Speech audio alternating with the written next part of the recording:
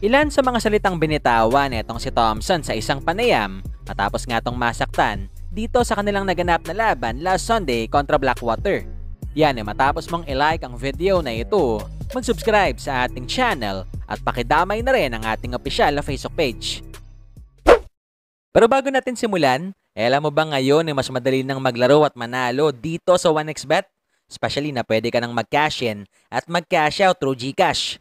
Kaya naman i-click lamang etong link na nasa comment section ng ating video at gamitin ang promo code na BGS2 upang makasali. Isama pa natin na pwede mo na rin i-download etong kanilang official app para sa mas malalaking papremyo na nag-aantay sa'yo.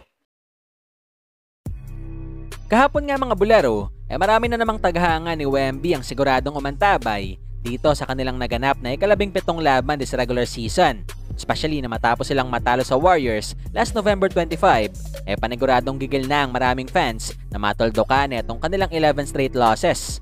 Pero kahapon, kahit naging mainit etong simula ni Alien matapos siyang kumanan ng 5 straight points sa unang quarter ng tapatan, bigo pa rin siya na putulin etong losing streak ng Spurs na ngayon meron ng 3 wins at 14 losses na record.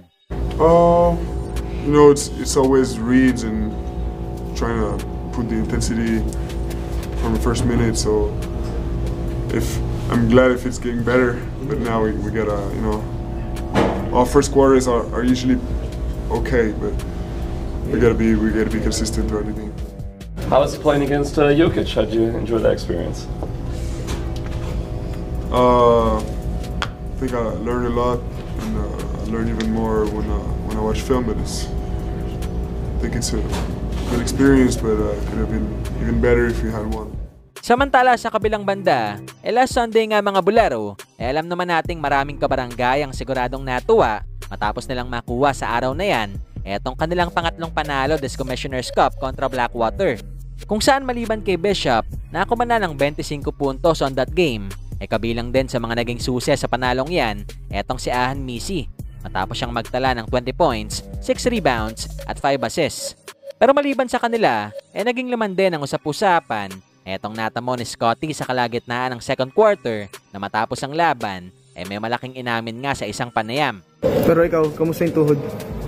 Kanina, after ko, may na-feel akong pero inano ko kasi meron pa akong ayokong ihinto agad kasi gusto ko mapakiramdam. Pero after nun, actually no halftime medyo sumasakit.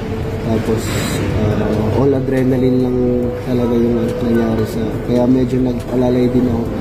But di ko pa alam baka sabi naman PT na papacheck.